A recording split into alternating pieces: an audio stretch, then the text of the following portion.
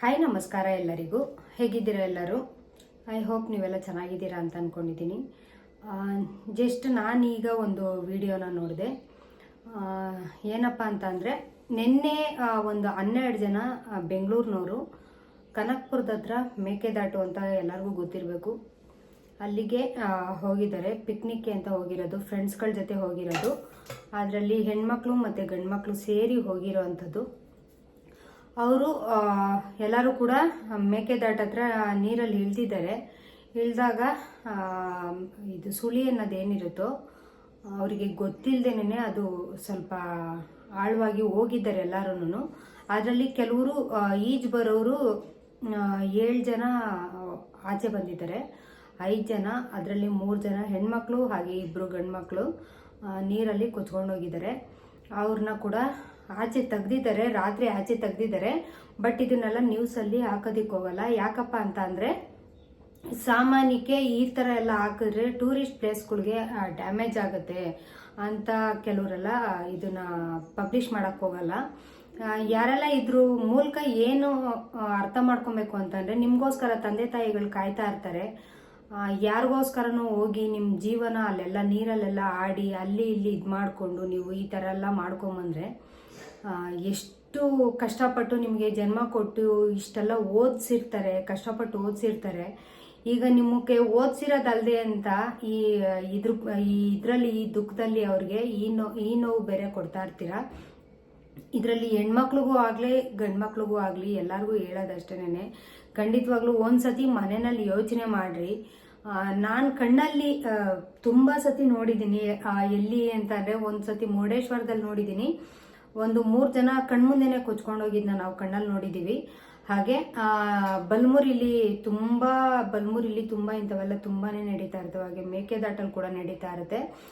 ಬಲ್ಮುರಿಲಿ ಕೂಡ ಹೋದಾಗ ಒಂದ್ಸತಿ ಕೊಚ್ಕೊಂಡು ಹೋಗ್ತಾ ಇರು.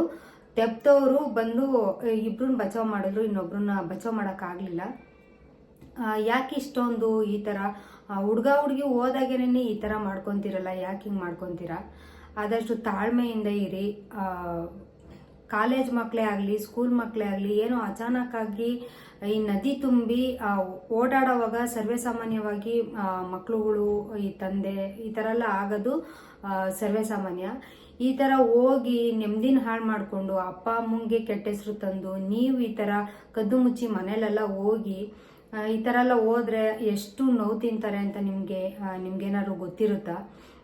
ಅವ್ರು ಎಷ್ಟು ಕಷ್ಟಪಟ್ಟು ನಿಮ್ಮನ್ನೆಲ್ಲ ಓದಿಸಿರ್ತಾರೆ, ಬೆಳೆಸ್ತಾ ಇರ್ತಾರೆ ಅನ್ನೋದು ನಿಮಗೆ ಅದ್ರ ಅರಿವೇ ಇರಲ್ಲ.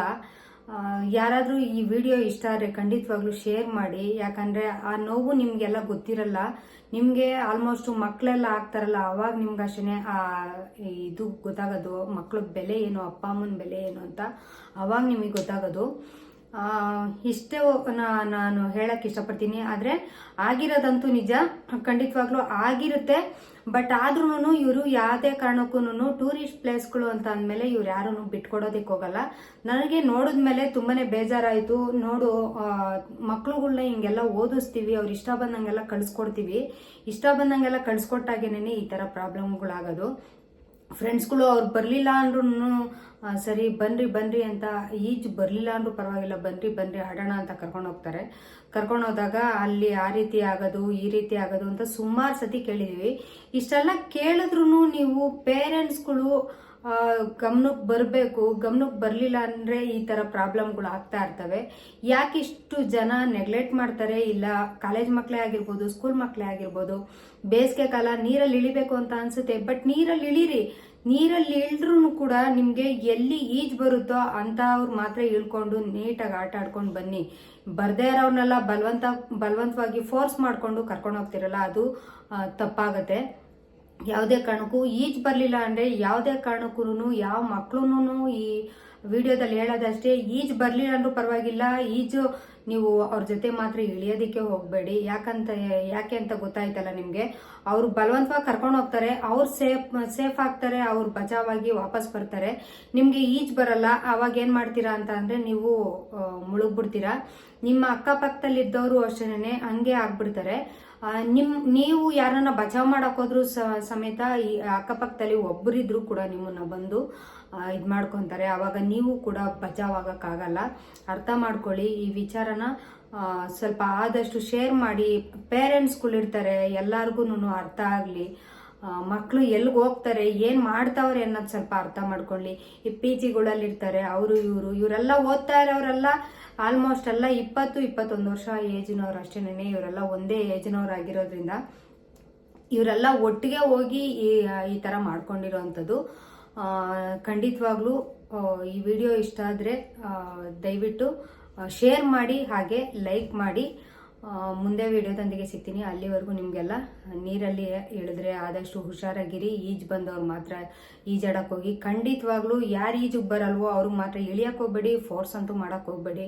ಅವ್ರ ತಂದೆ ತಾಯಿ ಅವ್ರಿಗೋಸ್ಕರ ಕಾಯ್ಕೊಂಡಿರ್ತಾರೆ. ಅವ್ರ ಅಕ್ಕ ತಂಗಿದಿರಾಗಿರ್ಬೋದು, ಇನ್ನೊಬ್ರಾಗಿರ್ಬೋದು, ಎಷ್ಟು ಅವ್ರಿಗೋಸ್ಕರ ಸಫರ್ ಮಾಡ್ತಾರೆ ಅಂತ ನೀವು ಯೋಚನೆ ಮಾಡಬೇಕು. ಈ ವಿಡಿಯೋದೊಂದಿಗೆ ಇಲ್ಲಿಗೆ ಇವತ್ತಿನ ವಿಚಾರನ ನಾನು ಮುಗಿಸ್ತಾ ಇದ್ದೀನಿ. ಇದು ಇಷ್ಟ ಆದರೆ ದಯವಿಟ್ಟು ಲೈಕ್ ಮಾಡಿ ಅಂತ ಹೇಳ್ತಾ ಮುಂದಿನ ವಿಡಿಯೋದೊಂದಿಗೆ ಸಿಗ್ತೀನಿ. ಅಲ್ಲಿವರೆಗೂ ನಿಮಗೆಲ್ಲ ಟೇಕ್ ಕೇರ್, ಬಾಯ್.